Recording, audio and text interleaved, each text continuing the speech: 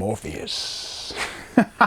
Okay, so yeah, TubeBuddy. TubeBuddy, what is TubeBuddy? So how to start and grow an outdoors YouTube channel with TubeBuddy. If you want to get found on YouTube, you got to have a way to strategically, tactically, and logistically structure your video in a way that can be found on YouTube. Here's what I mean by that. You know, YouTube is really like three things. It's one, a video distribution platform. So it hosts videos, it serves up videos. It's really pretty good. Two, it is a search engine. It's a search engine, a search engine, a search engine. People literally type in things that they want to see, and whatever pops up, they choose from what they see, and they click on it. Whatever they're typing in, you want your video to show up. If your video doesn't show up, nobody's going to watch your video. Just how it works. YouTube is a social media platform. I'm talking to you, you're talking to me, you can go talk to each other. If there's three things you need to focus on your YouTube channel, those are the three. What TubeBuddy does is allow you to work on the number two thing, which is the search engine, the algorithm, the computers, right? Now here's how it works. A lot of outdoors people, outdoors adventurers, they shoot video based on the things they love. They love fishing, they love hunting, they love mountain climbing, whatever it is, they just love doing. And they just shoot video and, oh, because I love doing it and I just love doing this. And it's just so awesome. And they shoot video and they upload it to YouTube and nobody watches it and they don't know why. Because here's what happens, that you're thinking about it from your perspective. YouTube thinks about it from the viewer's perspective. You have to get outside of your own head. Of course, you can upload the content that you want to do, but it has to be a balance between the things you want to do and the things that they want to watch. When people think about how you watch YouTube, there are things you want to see, and you literally type the things you want to see or tap or whatever you want to see into the search bar. Whatever comes up, you pick from that list. Have you ever noticed that the things that you type in, how many of those videos are your own videos? If they're not your own videos, you got some work to do, right? Now, the truth be told is I watch very few fishing videos on YouTube because I don't really want to watch fishing videos after having done fishing videos all day, right? So for me, I watch lots of mountain climbing videos, aviation videos. I watch lots of documentary videos. I'm getting into more watching short films and things on YouTube as well. A lot of people don't understand the importance of the thumbnail of the video, the title of the video, the tags in the video, the description of the video, the actual file name of the video and the file name of the thumbnails. They just sort of neglect it. They think all they have to do is upload lots of videos on YouTube. As long as they upload, it'll just magically work. That's not how it works. Now I'll give you a case in point. I have seen some incredible short films on YouTube, things that really should be like in one of these, like the Sundance Film Festival or one of these other film festivals. Some of them actually do get into those film festivals and are reviewed and or do very well. But you look at YouTube and they hardly get any views. And you look at the channel of the filmmaker and they hardly have any subscribers. And you're like, what's going on? How is it that they can produce such a high quality piece of artwork and nobody watches it? All right? It's because strategically, logistically, and tactically, it was never executed well for YouTube. The other day, I was looking up, I'm always thinking about cameras. I'm currently shooting on a GH4, but I've been wanting to look up information on the GH5S, particularly the GH5S for filmmaking. I don't care about the GH5. Don't anybody tell me to get a GH5. I don't want the GH5. I want the GH5S. Because it's a cinema making beast. And I'm wanting to see other filmmakers using the GH5S. I stumbled across an awesome film titled Closure. Now the film title was Closure, but that wasn't the title of the YouTube video. The title of the YouTube video was GH5S Cinema Filmmaking. Right? And the tags were GH5S Cinema Filmmaking. And the description, I forget what the description was, but when I typed in GH5S for filmmaking, that one showed up.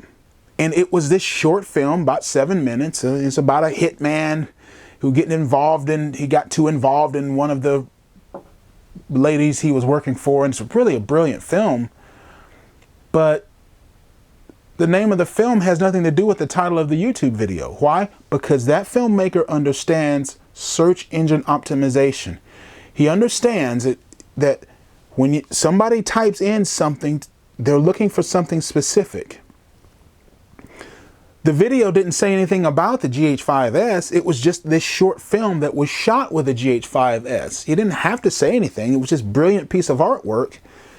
And you realize, oh my goodness, this is what I can do if I had a GH5S. The guy understood, I'm going to title the search engine something, and the tags, there's going to be very different than the actual name of the film. Now, in the thumbnail, it says GH5S filmmaking with the short film, micro budget film, or, closure, all right, or something like that. If you just look at the thumbnail, I may try to put a link to it somewhere. It's no longer enough to just upload your favorite kinds of videos anymore. Let me speak specifically to fishermen. A lot of you guys who do fishermen, a lot of you guys probably watch Muddy River catfishing videos. He has good videos, lots of great information.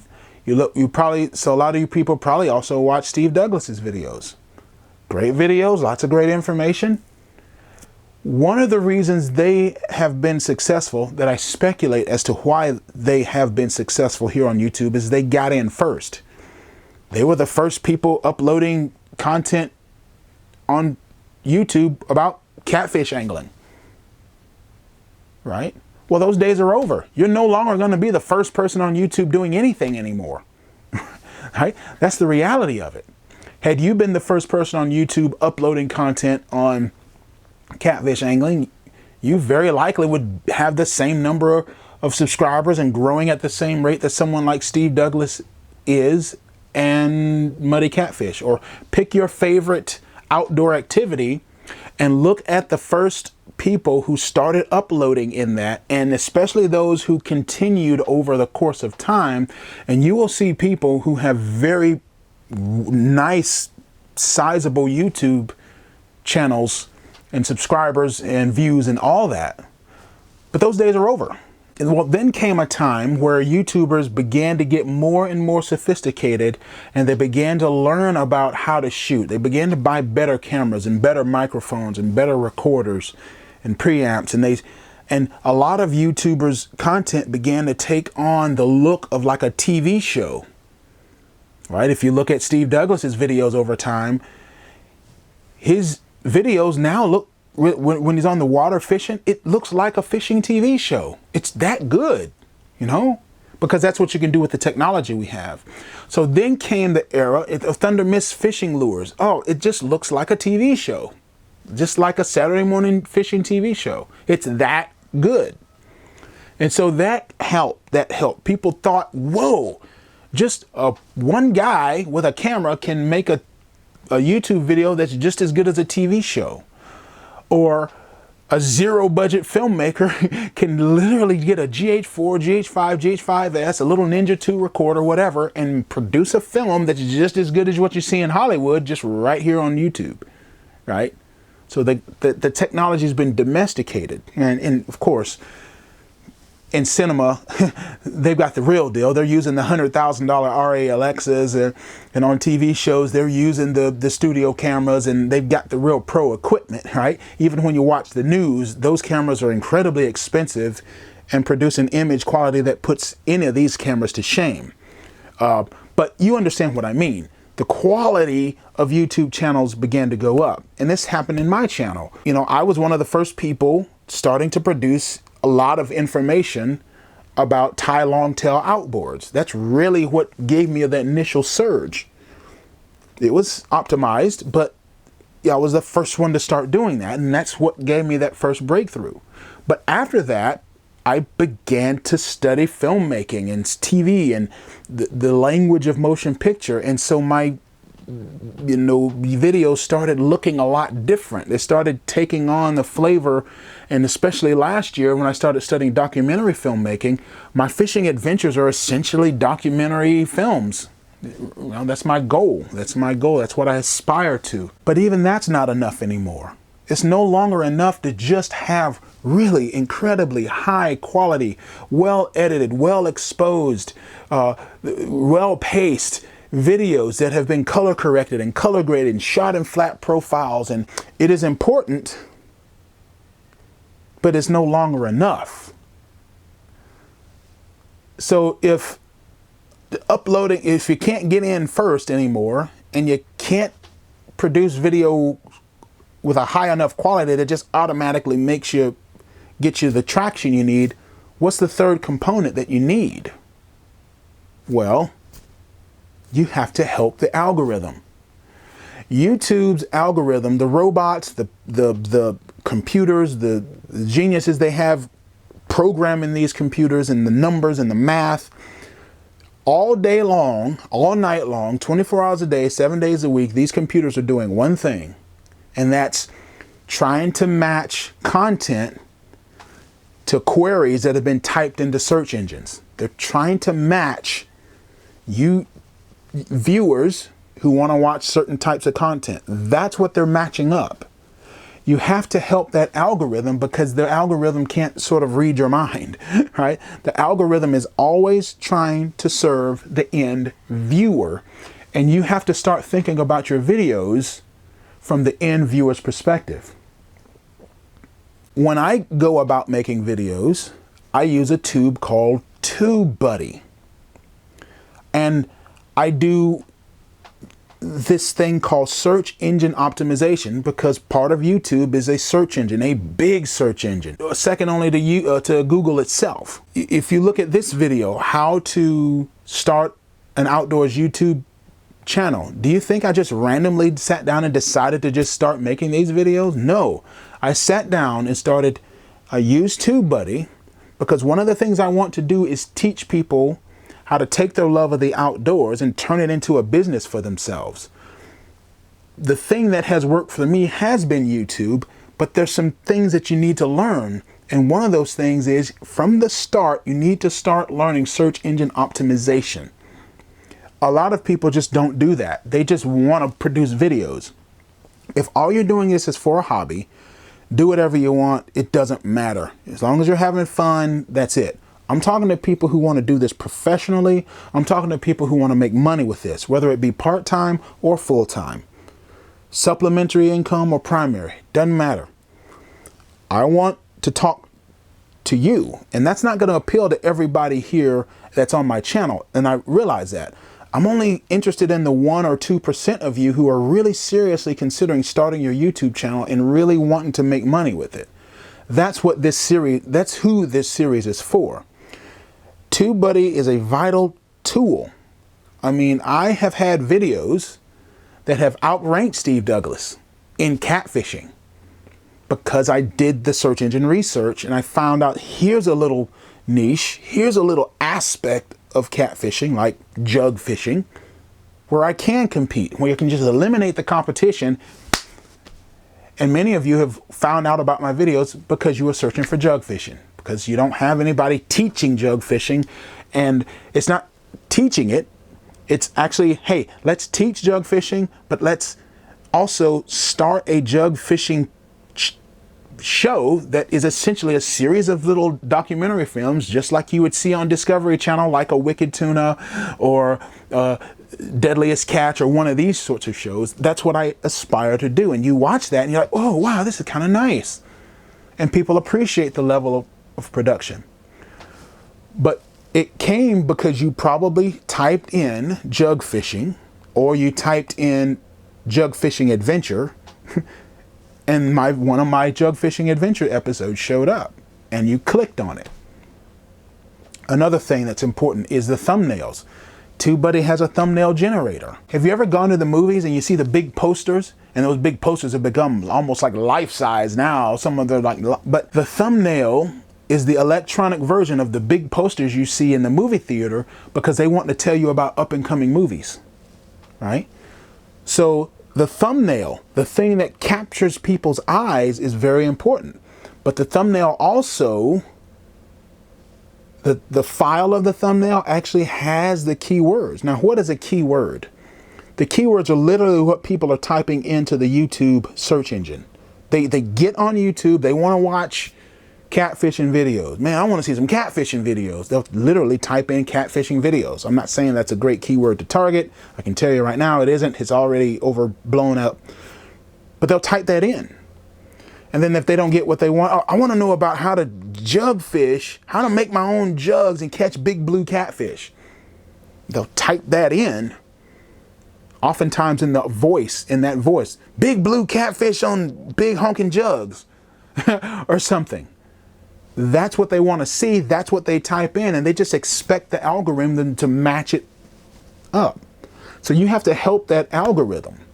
And the TubeBuddy tool set gives you a plethora of tools to help you find those keywords, to help you structure your video and to structure your content so that it will be found on YouTube. The way I do my videos now is, if I don't see that in YouTube that either I can compete on that keyword, or that keyword phrase or phrases, the collection of keyword phrases that I'm targeting, are searched very much by very many people, I won't fool with it.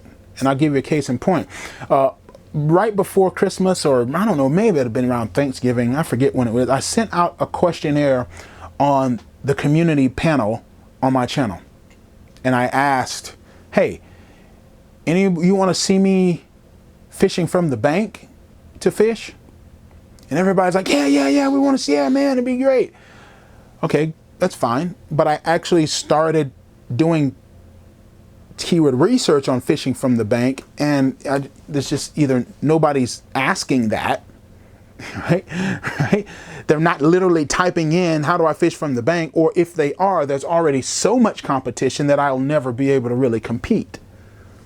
So you don't see me targeting that as a keyword. What I do is the keywords that I am targeting, like jug fishing, adventure, multi-species fly fishing, you'll just see me do some of those episodes from the bank, because those are keywords that I can target. Another thing is playlists. You can literally, you have to spend time literally searching for keywords that people are typing in. And it takes time to learn that, but once you do it, the goal is to find 5, 8, 10, even 12 keyword phrases that all relate, that people are searching for, and you will literally develop a playlist around those keywords. So like my multi-species fly fishing series. Again, I forget how many keywords I found, but about 8 keywords that were very highly searched, but not much competition, that was weighted in favor of my particular YouTube channel, given a bunch of metrics in terms of the size of my channel, the rate of growth of my channel, a bunch of other things. And I took that, and the first video series of the year was multi-species fly fishing. Do you just randomly think I just chose multi-species fly fishing for no reason? No. TubeBuddy told me this is a very good keyword series that a lot of people are searching for. There's not much competition, and you have a very good chance of competing well with it on your YouTube channel. Type in multi-species fly fishing, and you'll see just about all my videos just pop up. Why? Strategically chosen, logistically executed through TubeBuddy, and tactically positioned so that when someone is interested in multi-species fly fishing this spring, they're going to get a bunch of my videos. Probably one of them is going to work, going to appeal to them, because they may be, what kind of fly line do I use? Well, they can just click on that video, and then they realize there's a whole list here, and they get sucked into the trap, in a sense, as they call it. They just keep watching video after video after video, and they think, wow, this guy's got a lot of content.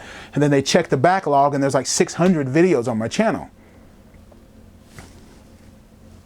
Now compare that to a company like Orvis, the fly fishing company that most people think of. Will you find an Orvis fly fishing video on multi-species fly fishing? Maybe, but I guarantee you they're not targeting it as a keyword, because they probably don't even know to target that. They're just just don't get it. So you can outperform big companies. I don't know if Orvis is a big company, but they're not a one-man band like me, but you can outperform companies like that on YouTube and drive traffic to your business and whatever way you're monetizing.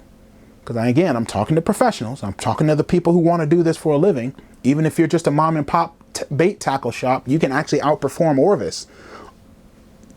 And I can show you how to do it. The main tool is TubeBuddy. TubeBuddy, TubeBuddy, TubeBuddy, TubeBuddy. How do you get TubeBuddy? You just follow the link down there. That's my affiliate link. And what that means is you can get it. You can download it for free. It works into your web browser. And if you choose to purchase, I will get a portion of that back. So I do have that affiliate link feedback, kickback, commission sort of thing. And that's just being upfront with people. I was using TubeBuddy before I ever signed up for an affiliate. I probably used it for a year before I even got around to getting the affiliate thing going, because I really wanted to see if it worked.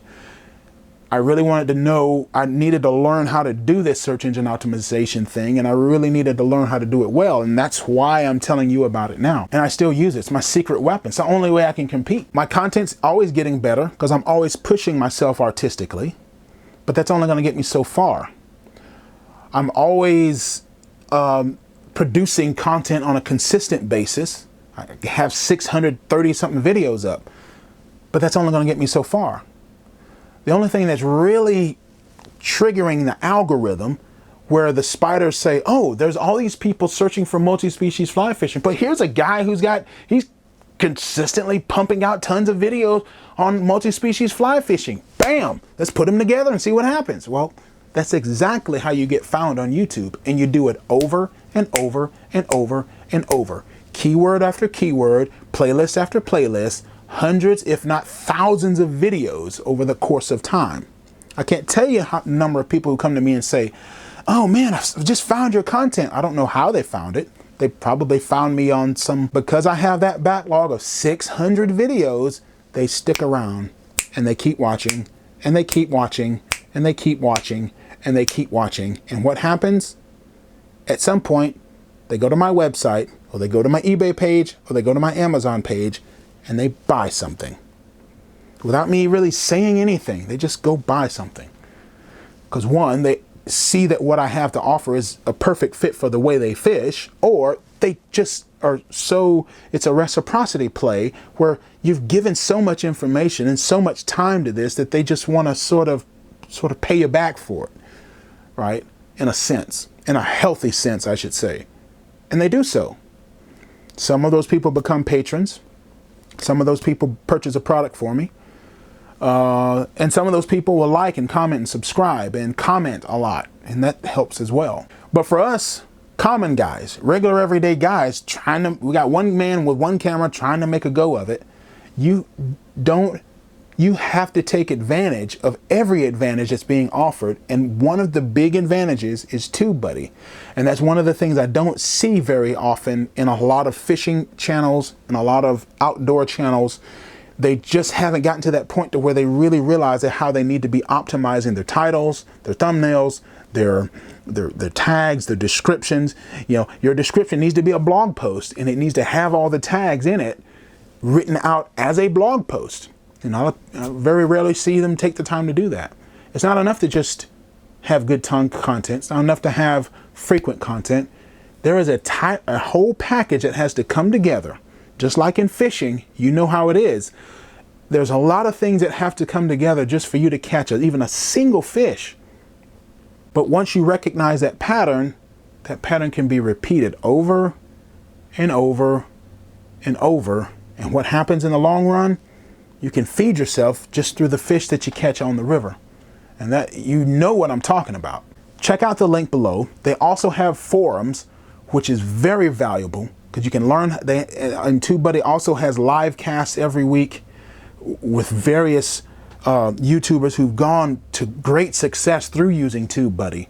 And you're going to get a complete education on how to tackle this whole back end thing, the behind the scenes things of YouTube. I can sit here and tell you about it, but many of you see the success I'm having on my YouTube channel as a result of it. Just look at the number of views I have, look at the number of videos I have, and look at the number of subscribers I have, and how that is continuing to grow as time goes on.